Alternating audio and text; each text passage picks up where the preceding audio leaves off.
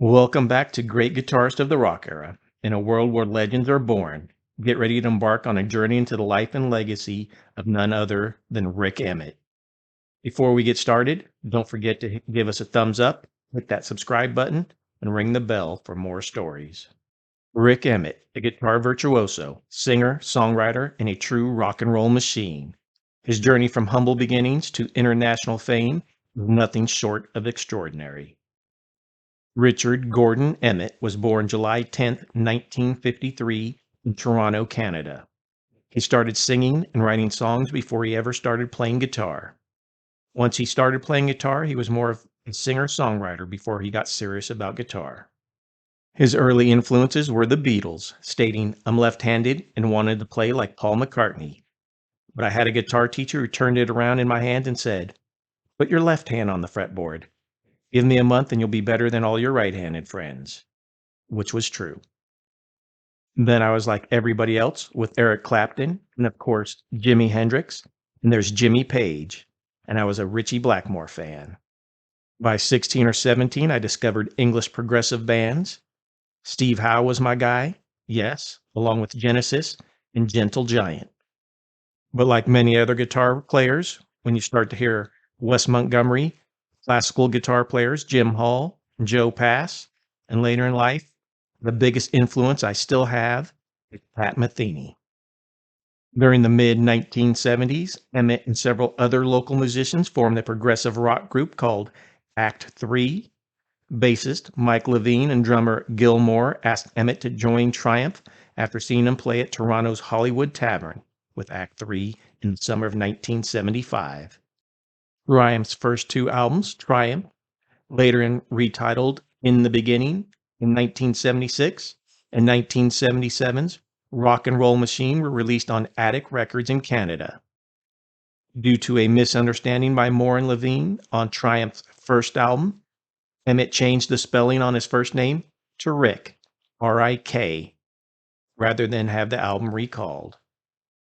RCA Records released their U.S. debut in 1978, also titled Rock and Roll Machine. The album combined songs from both Canadian releases with new artwork. On August 26, 1978, they were headliners at the Canada Jam Festival, playing before an estimated crowd of 110,000 people. Triumph's next album, Just a Game in 1979, featured a moderate hit, Hold On. The second single, Lay It on the Line, received greater acceptance at rock radio stations across the US and Canada. In 1980, the band's fourth album, Progressions of Power, was released and peaked at number 32 in the US. 1981's Allied Forces sold over 1 million copies in the US and included the songs Fight the Good Fight and Magic Power. Never Surrender was initially released in 1982 in Canada and was not released in the United States until January of 1983.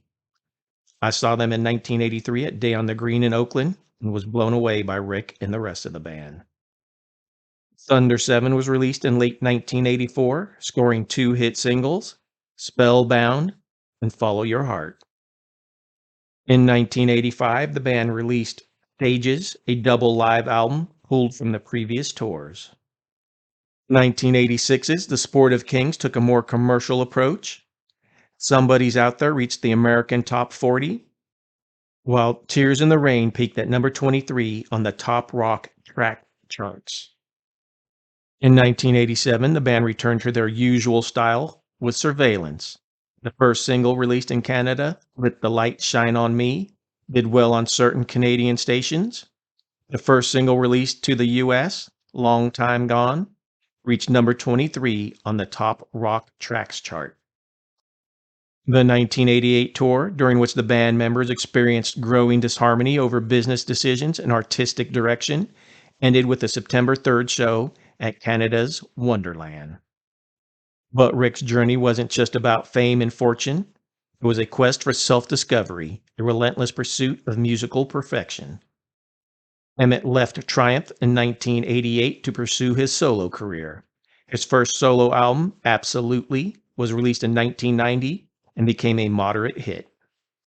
Meanwhile, Triumph released 1989's Classics as the fifth album ode to MCA Records. But amidst the fame and adulation, Rick remained humble, grounded to his love for the craft and gratitude for his loyal fans.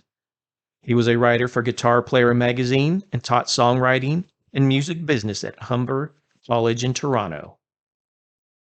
His next album, Ipso Facto, was released in 1992 and started going in a more jazzy direction. His next album, The Spiral Notebook, was released in 1995. 10 Invitations from the Mistress of Mr. E was released in 1997 and was the first installment in a guitar trilogy, otherwise known as the Open House Collection.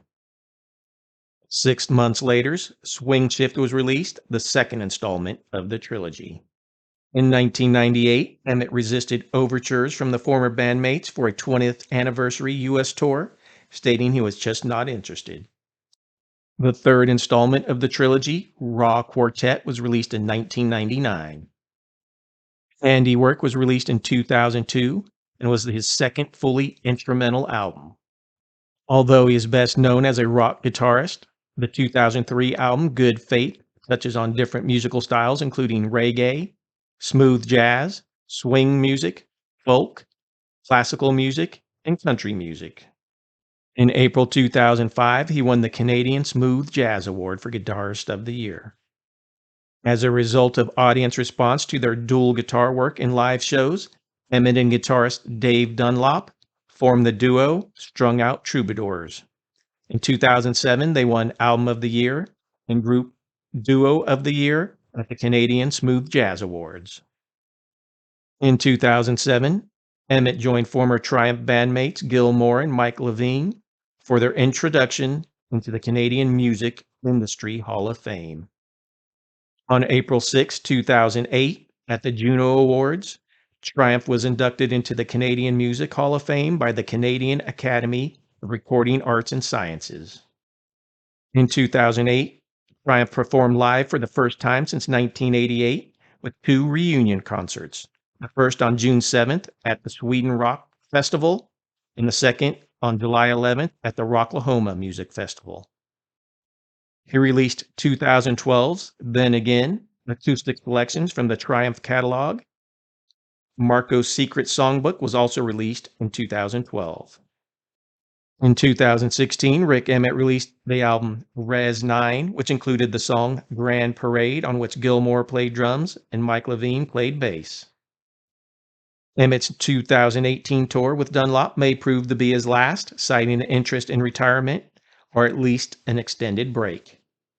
On November 16, 2019, Triumph performed together for the first time in 11 years at an invite-only event at Metalwork Studios, where they played 3 songs: When the Lights Go Down, Lay It on the Line, and Magic Power, in front of approximately 300 superfans. On September 10th, 2021, Triumph, Rock and Roll Machine documentary debuted at the Toronto International Film Festival. His most recent undertakings are as a published poet in 2021 with a collection entitled Reinvention and Lay It on the Line, a backstage pass to rock star adventure, conflict, and triumph, released in October of 2023.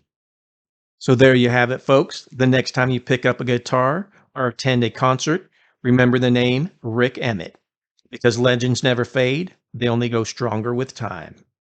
Don't forget to like, share, and subscribe for more epic stories of musical greatness.